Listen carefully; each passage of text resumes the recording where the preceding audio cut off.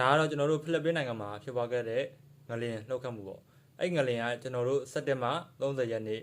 မှာဖြစ်ပွားခဲ့တယ်အဲ့ဒါအချိန်အတိအကျဆိုရင်တော့ကျွန်တော်တို့9:29မိနစ်မှာဖြစ်ပွားခဲ့တာအဲ့ဒီငလျင်လှုပ်ခတ်မှုတွေမှာထိခိုက်မှုတွေအများကြီးရှိခဲ့တယ်လမ်းနေဆိုရင်လည်းတော်တော်များများပျက်စီးခဲ့တယ်ကျွန်တော်အဆောက်အဦတွေဆိုရင်လည်းဒီအထက်ကမုတ်ဦးတောင်အထက်ကနေပြုတ်ကြတာမုတ်ဦးလို့ခေါ်မှာလားအထက်ကဟုတ်အပေါ်ဆုံးပါဗျာအဲ့ကျွန်တော်မြန်မာဘယ်လိုပြောရမလဲမပြောတတ်ဘူးအဲ့ဒီရဲ့အခေါ်တော့ကျွန်တော်ပြောတတ်ဘူးအဲ့ဒီရဲ့ဒီအထက်ကထိတ်ကဟာကြီးတော့အောက်ကိုဘုံဆိုပြီးတော့ပြုတ်ကြလာတာဗျာဒါတော်တော်ရှင်နေဆိုးဆိုးပဲတခြားနိုင်ငံတွေမှာငရင်လှုပ်တယ်ဆိုပြီးတော့ကိုယ်နိုင်ငံမှာငလျင်မလှုပ်ဘူးဆိုပြီးတော့အဲ့လိုမျိုးပဲနေထိုင်ကြရတဲ့ထင်တယ်အဲ့ကြတော့ဒီငလျင်ကတော့တနိုင်ငံပြီးတနိုင်ငံကိုလိုက်ပြီးတော့ကိုလှုပ်ခတ်နေတော့ပဲလိုက်ပြီးတော့မှွေနှောက်နေတော့ပဲအဲ့ကြတော့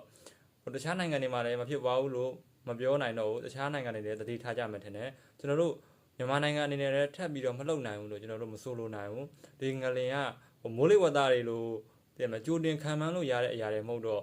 ဒါဘယ်အရာမှတော့ကြိုတင်မှန်းဆလို့မနိုင်ဘူးဒါကြောင့်ကျွန်တော်တို့မြန်မာနိုင်ငံအတွင်းမှာနေထိုင်ကြတဲ့လူတွေလည်းဒီငလျင်ကိစ္စနဲ့ပတ်သက်ပြီးတော့မပေါ်ကျော်ကြဘူးနဲ့မလှုပ်ခတ်သေးတဲ့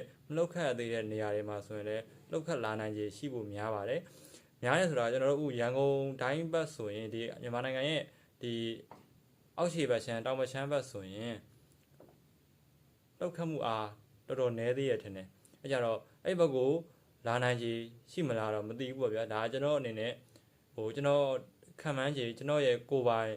အတွေးကိုကျွန်တော်ပြောပြတာတခြားနိုင်ငံတွေမှာလှုပ်ခတ်နေပြီဆိုရင်မြန်မာနိုင်ငံမှာလှုပ်ခတ်ပြီဆိုရင်မြန်မာနိုင်ငံကိုတစ်ခေါက်ပြန်မလာဘူးလို့လည်းမပြောနိုင်ဘူးအဲကြတော့အားလုံးသတိရှိကြဖို့အတွက်ကျွန်တော်ဒီကနေပြီးတော့အကြံပြုချင်ပါတယ်ဒီနေ့ပြောချင်တာလေးကတော့ဒီလောက်ပါပဲအားလုံးကိုကျေးဇူးတင်ပါတယ်